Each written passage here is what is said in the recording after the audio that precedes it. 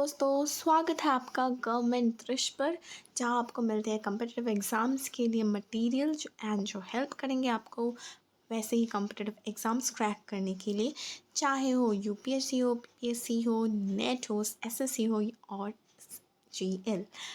जैसे कि हमने स्टार्ट किया था हमारे एंशिएंट इंडिया का सीरीज़, सो आज हम स्टार्ट करेंगे मेडिवल इंडिया का पार्ट से. We have already started the medieval India back in our 3 parts already, and आज है पार्ट 14 जहाँ पे हम लोग जानेंगे मंगोलियन इन्वेशंस के बारे में जो हुआ था दिल्ली सल्तनत के time. So you have to be packed up again, go and grab your notepad because you have to make notes out of all the content which I will be sharing to you from our Lucent series, that is of general knowledge.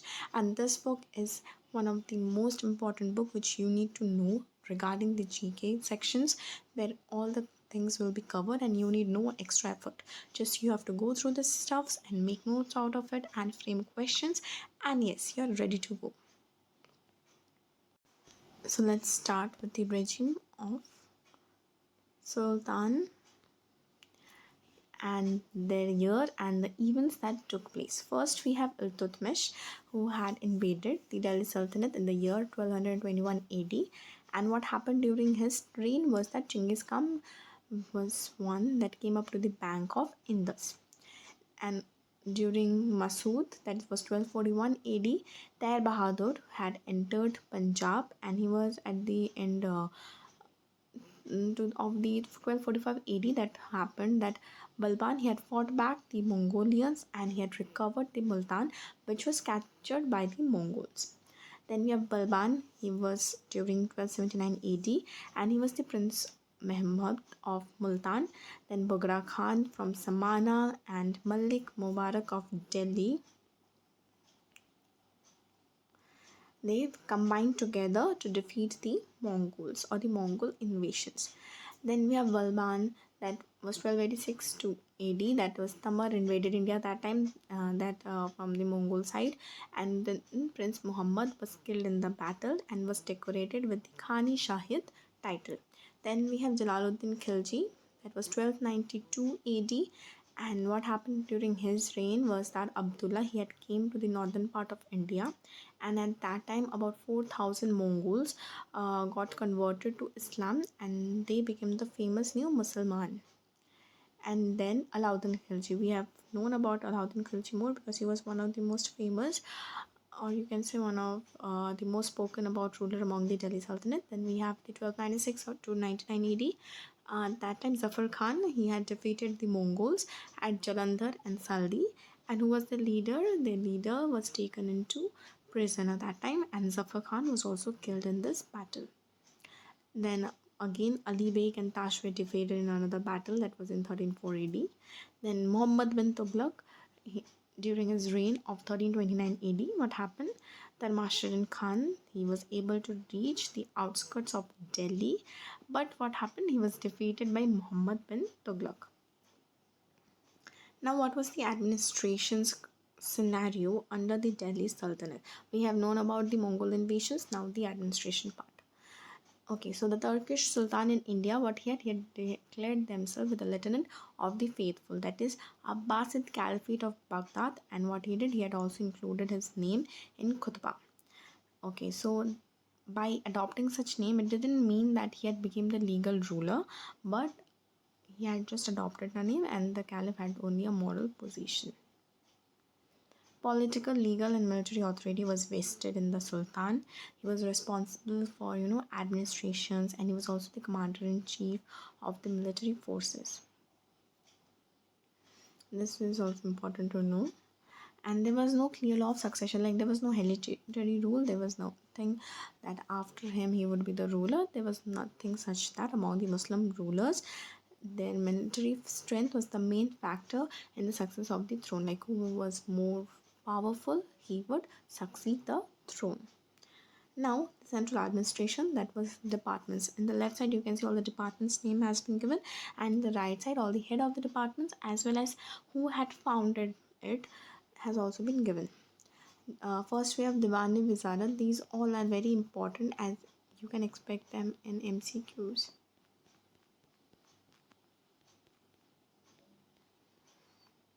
First, we have Diwan-e Wizarat, that was Department of Finance, and it was founded by Wazir. Then we have Diwan-e Ariz. These are all the short form names or the other second names for the departments. Military Department, Ariz-e Mamalik. Then Diwan-e Insha, that was Department of Correspondence, that is Dabir-e Mamalik. Then we have Diwan-e Risalat, that was appeals, where appeal used to be made, that is Dabir-e Mulk. Then Diwan-e Mustakharaj, that was Department of Eras, and it was founded by Alauddin Khilji. Please remember that, because Alauddin Khilji was one of the most famous rulers, so it can come that which department he had found. Then Diwan Desire, that was Department of Commerce, or you can say Finance and Commerce are some sort of same, but commerce most aligns with the trade. And it was also founded by Khilji. The Department of Agriculture was known as Diwani Kohi, means where all the agriculture practices and the taxation and all used to take place. It was Muhammad bin Tughlaq.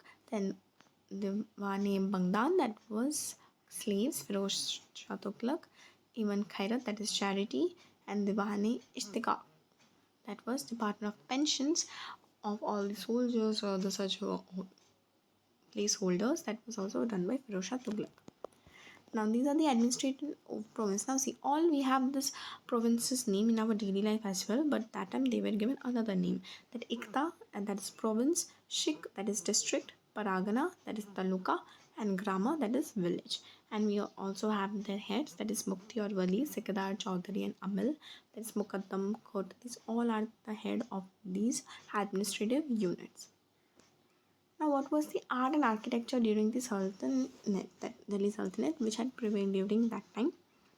What we can see that there was very new features that were brought by the Turkish conquerors. And what were they? They were the dome, the lofty towers, and the true arc unsupported by beam, the vault. So these are the architectures that you can know about during the Delhi Sultanate. Now, what they had also brought them with an expert knowledge of the use of concrete and mortar, which had been very little used in India before. Then we have Adhai Dinka Chopra at Ajmer. It was a beautiful prayer hall, and then carved mihrab of white marble and decorative screen. Then we have also our true arts, that is the tomb of Yasuddin Balban. Okay. Then we also have during the Khilji period, what was that? There was a Vosaroid arc and dome was also established and for all.